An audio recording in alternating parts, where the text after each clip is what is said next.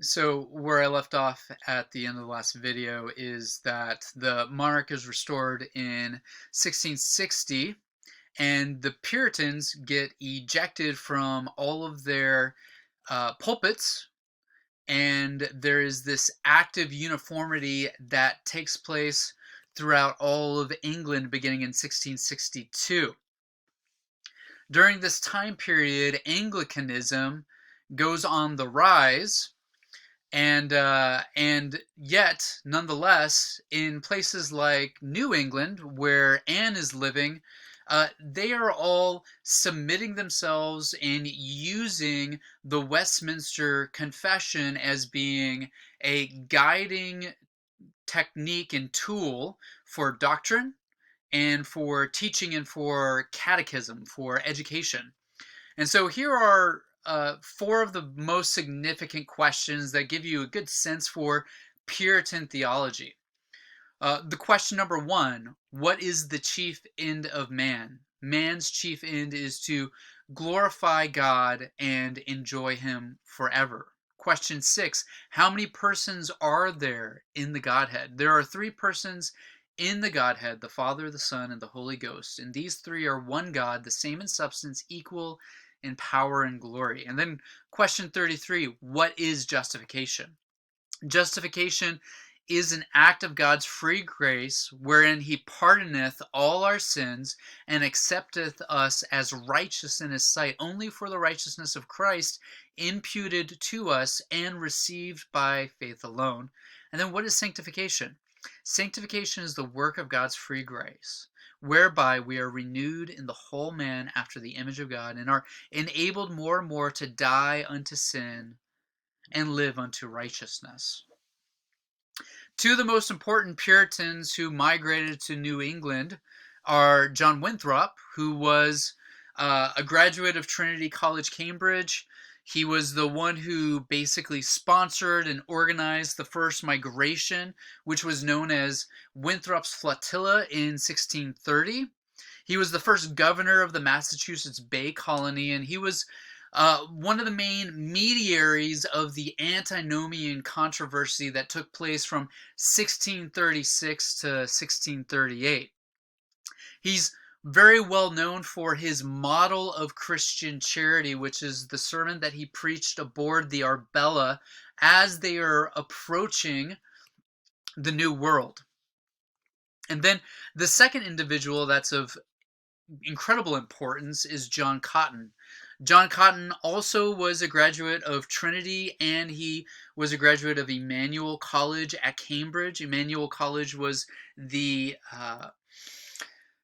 incubator for Puritan scholars and pastors. Many of the Puritans went and got their education at Emmanuel College. He was the head lecturer and dean at Emmanuel College, Cambridge, for many years. He was also the vicar at St. Botolph's in Lincolnshire. And then in 1633, so a few years after Winthrop's flotilla starts to migrate Puritans across the Atlantic, he becomes the teacher of First Church at Boston when he arrives in Boston in September of 1633. He was a key leader in Congregationalism and millennialism. And so he was one of the key people who founded the Cambridge Platform, which the Cambridge Platform is the platform for Congregationalists that are submitting themselves and resourcing the Westminster Confession and Catechism, not as Presbyterians, but as Congregationalists in the New World. And so the Cambridge Platform was in Cambridge, Massachusetts. So here are some quotes from A Model of Christianity. You will be familiar with some of the elements from this sermon, but this gives you a good sense for the kind of charter or the kind of contract, the kind of agreement, a covenant that's taking place between God's people and God as they migrate to the New World. As in all times, some must be rich, some poor, some high and eminent in power and dignity, others mean and in submission.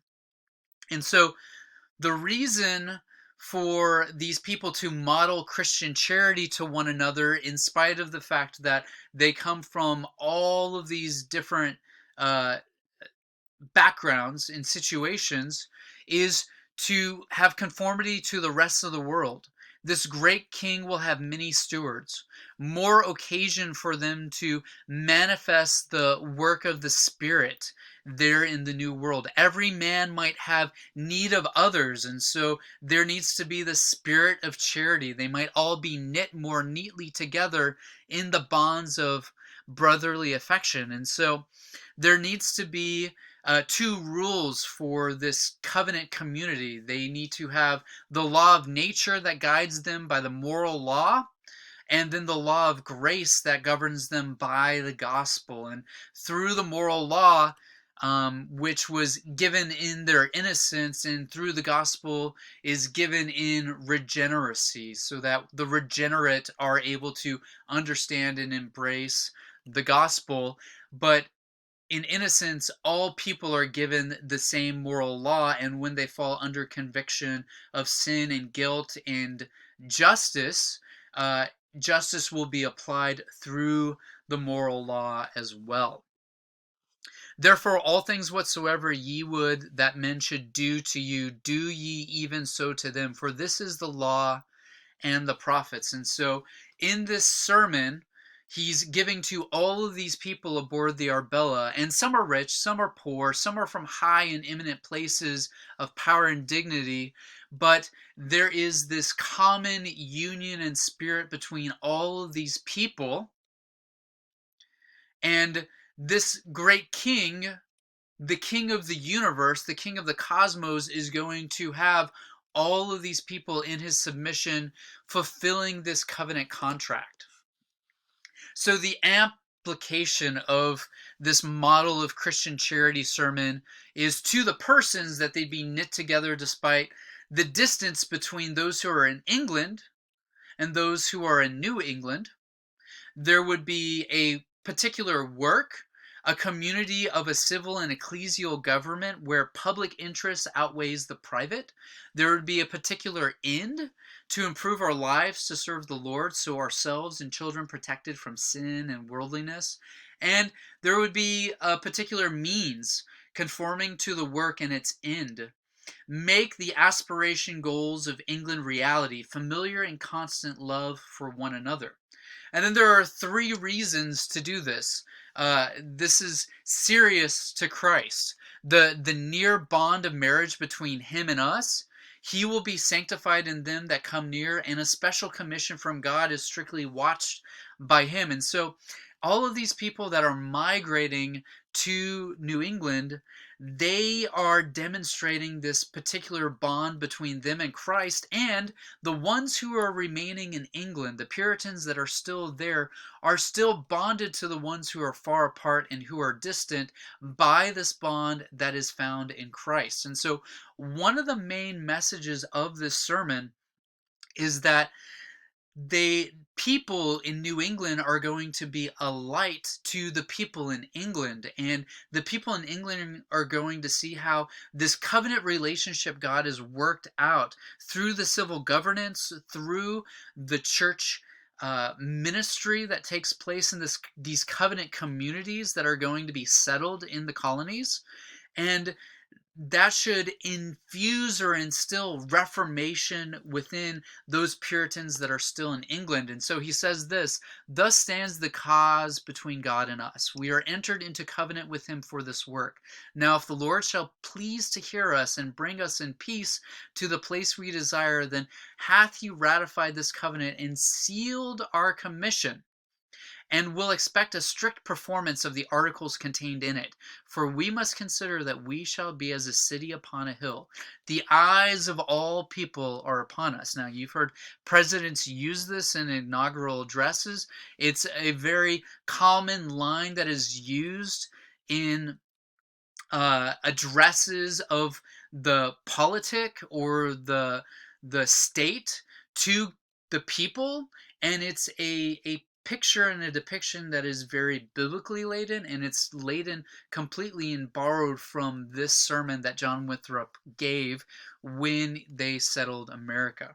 So I hope all of this helps you get a better understanding of what Puritanism is, the Reformed background of Puritanism, the Calvinistic side to it.